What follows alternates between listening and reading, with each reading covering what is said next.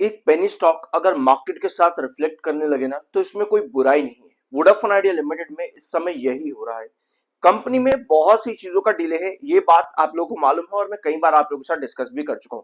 अगर आप Vodafone Idea limited में लॉन्ग टर्म का कुछ सोच रहे हो तो बहुत सारी चीजें हैं जो कंपनी को अचीव करने की जरूरत है। इसको हमने पिछले वीडियो में इन डिटेल डिस्कस किया है। प्लीज जरूर समझना जा करके, क्योंकि किसी भी पेनी स्टॉक के अंदर आप लॉन्ग टर्म सोच रहे हो या पर शॉर्ट टर्म, आपको डिटेल्स मालूम होनी चाहिए कि उस कंपनी को क्या क्या जरूरतें हैं, ताकि आपकी जरूरतें उस इन्वेस्टमेंट में पूरी हो सके। तो वीडियो को एंड तक देखना। इस वीडियो में बहुत सी चीजें डिस्कस करने वाले हैं वोडाफोन आइडिया लिमिटेड से रिलेटेड सभी खबरें जो इस समय चल रही है। एक प्यारा सा सब्सक्राइब जरूर कर देना। आई एम एन आई सन 7 सर्टिफाइड। वोडाफोन आइडिया लिमिटेड कल लगभग 4% ड्रॉप करता है, आज भी गिरावट जारी है। मार्केट थोड़ा बहुत रिकवर करता देखने को मिला आज के दिन की गैप डाउन ओपनिंग से, लेकिन उसके बाद फिर से मार्केट ने एक स्टीप स्लोप डाउन ट्रेंड के अंदर क्रिएट कर दिया है।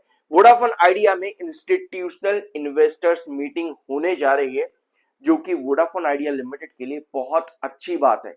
16 मार्च से लेकर के 17 मार्च पहली इन्वेस्टर मीटिंग रहेगी सिंगापुर में और दूसरी होगी हांगकांग में 17 मार्च को।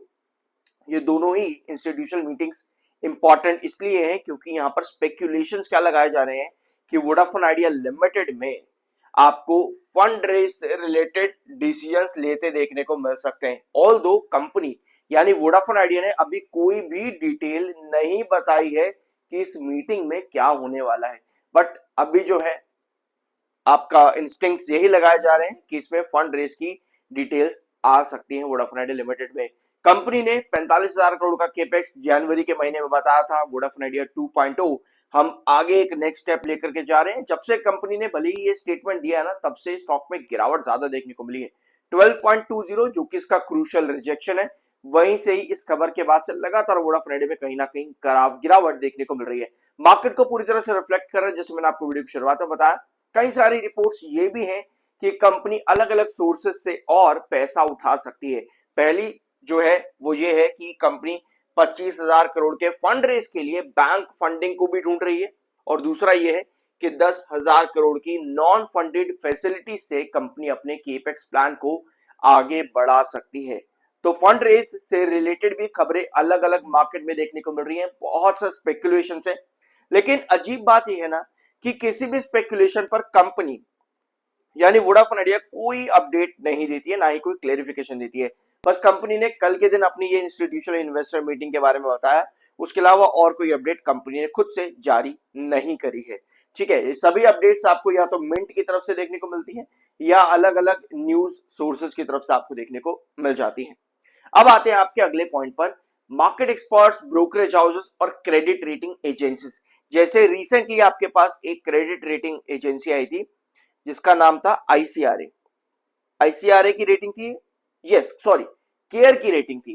केयर एज ने कंपनी में रेटिंग दी थी, रेटिंग पॉजिटिव थी। कंपनी में ग्रोथ 7% बढ़ेगा, इसको लेकर के कंपनी में केयर ने अच्छी रिपोर्ट जारी करी थी वोडाफोन आइडिया लिमिटेड के अंदर। लेकिन साथ में इन्होंने कुछ कंसर्न भी रखे हैं, जैसे कि कंपनी का आरपीयू। कंपनी को जरूरत है 15% एनुअल आरपीयू बढ़ाने की, यानी कि पिछले साल जितना आरपीयू कंपनी का था उससे 15% से ज्यादा कंपनी का आरपीयू ग्रो करे। लेकिन अगर कंपनी अपना आरपीयू इतना ग्रो नहीं कर पाती है, कहीं ना कहीं कंपनी अपने पीयर से और ज्यादा पीछे छूटती चली जाती है। ये अपनी रिपोर्ट में मेंशन किया केयर ने, जिसने वोडाफोन आइडिया लिमिटेड में रिसेंटली लॉन्ग टर्म फंडिंग की रेटिंग भी जारी करी थी। ऑल्दो जो बैंक डेट उसने दिया था उसमें थोड़ा सा रिडक्शन किया है केयर ने वोडाफोन आइडिया लिमिटेड के। ठीक है, apart from this subscriber growth भी कंपनी का लगातार कम हो रहा है। ये कुछ कंसर्न यहां पर जारी किए इन्होंने। पॉजिटिव आउटलुक जरूर रखा है, उसके पीछे रीजन कंपनी को जो रिसेंटली एजीआर का रिलीफ मिला था और कंपनी ने जो स्टेटमेंट दिए थे कि हम अपने केपेक्स को बढ़ाएंगे। ये कुछ चीजें कहीं ना कहीं आपके केयर रेटिंग ने कंपनी के अंदर जो है पॉजिटिव आउटलुक के अंदर दी है। अपार्ट फ्रॉम दिस जो कंपनी के रिक्वायरमेंट्स है उसको कंपनी को फुलफिल जरूर करना पड़ेगा लॉन्ग टर्म एजेंडा के लिए। अगर आप शॉर्ट टर्म में काम कर रहे हो, डेफिनेटली आपको चार्ट्स पर ध्यान देना चाहिए। जैसे 9.60 आई गेस ये लेवल टूट चुका है अब आपका। सो 9.60 जब भी आपका टूटे, इसका मतलब ये है कि आपको करेक्शन और ज्यादा देखने को मिल सकती है। आपके एचडीएफसी सिक्योरिटीज ने टारगेट बढ़ा दिया था कंपनी के अंदर, लेकिन साथ में ये भी कहा था कि कॉशियस रहना और इसको मैंने डिस्कस भी किया आप लोगों के साथ में इसी वीक के अंदर। एचडीएफसी सिक्योरिटीज की रिपोर्ट जो है वोडाफोन आइडिया से रिलेटेड, तो उसको भी जरूर जाकर के देख लेना, ठीक है। So delay in funding for Vodafone Idea is a negative factor, ये कहना है आपके केयर रेटिंग एजेंसी का। और ये चीज कई बार देखने को मिली है, जैसे 2025 में, 2026 के शुरुआती टाइम के अंदर कंपनी कह तो देती है कि भैया हम फंड रेज करेंगे, लेकिन उसके बाद 3-3 4-4 महीने तक सवाल एक क्वेश्चन मार्क बन करके रह जाता और उसके बाद कुछ भी नहीं होता। तो ये मेजर कंसर्न और बताया आपके केयर रेटिंग एजेंसी ने, ठीक है। अब आते हैं आपके अगले पॉइंट पर। हाँ, एजीआर रीअसेसमेंट, यहां पर अभी तक कंपनी की तरफ से कोई क्लेरिफिकेशन नहीं है।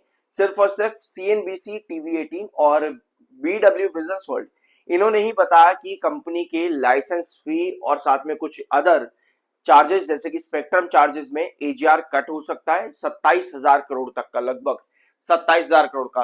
कितने में से? लगभग 87,000 करोड़ में से, जिसके बाद कंपनी पे टोटल लायबिलिटी बचती है 60,000 करोड़ के आसपास की। ये आई थी डॉट की report according to CNBC TV 18। Although company ने इस पर कोई क्लेरिफिकेशन नहीं दिया है, स्पेक्यूलेटिव बेसिस पर ही अभी तक ये एजीआर का रीअसेसमेंट देखने को मिल रहा है।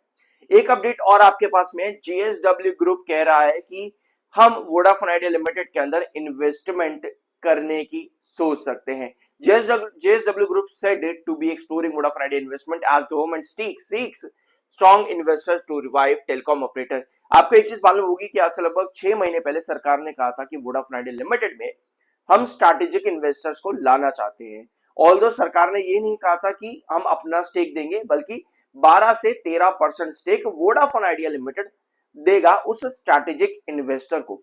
तो जेएसडब्ल्यू ग्रुप से रिलेटेड रिपोर्ट्स मार्केट में स्पेकुलेट बहुत ज्यादा हो रही है इस समय। ये अपडेट भी आपकी आज ही के दिन की है। लेकिन आदित्य बिरला ग्रुप का जो स्टेटमेंट आया उसके बाद में वो ये है कि हम अपना स्टेक सेल करने की हक में अभी नहीं है और ना ही हमारी किसी से ऐसी बात हुई है स्टेक को सेल करने को लेके, ठीक है। तो जेएसडब्ल्यू ग्रुप ने एक दावा किया, यहाँ पर ये रिपोर्ट्स है मार्केट के अंदर, बट आदित्य बिरला ग्रुप ने कहा कि हम अपना स्टेक सेल नहीं करना चाहते। तो अगर कंपनी अपना स्टेक सेल नहीं करना चाहती तो ऐसे में एक सवाल ये उठ जाता है कि सरकार ने जो कहा था आज से 6 महीने पहले कि वोडाफोन आइडिया लिमिटेड में स्ट्रैटेजिक इन्वेस्टर लाए जाएंगे ताकि कंपनी में केपेक्स 5G डेवलपमेंट ये सब चीजें बढ़ाई जाए, तो वहां पर भी एक कहीं ना कहीं सवाल बन जाता है कि इसका आगे क्या होगा, ठीक है। सो सेलर कितने हैं इस समय? 4,67,95,000 सेलर है, 3,68 लाख बायर है। टेक्निकली स्टॉक न्यूट्रल है, 31.7 MFI, 31.6 का आपका RSI है। तो ये है इस समय अपडेट्स वोडाफोन आइडिया लिमिटेड से रिलेटेड। इन सभी अपडेट्स में एक चीज कॉमन है, वो है डिले इन फंड रेज। बस यही सबसे बड़ा सवाल है। जब भी आप किसी भी कंपनी में, स्पेशली पेनी कंपनीज के अंदर आप लॉन्ग टर्म्स के लिए जा रहे हो ना, तो आपको ये सभी सवालों का सॉल्यूशन मिलना जरूरी है जल्द से जल्द। अदरवाइज शॉर्ट टर्म्स आपको जीने नहीं देंगे, लॉन्ग टर्म्स के नहीं, अगर आप लोग सोच रहे हो तो। आई होप कि इस वीडियो में आपको कुछ नया जानने को मिला होगा। एक प्यारा सा सब्सक्राइब जरूर करना। मिलता अगले वीडियो में।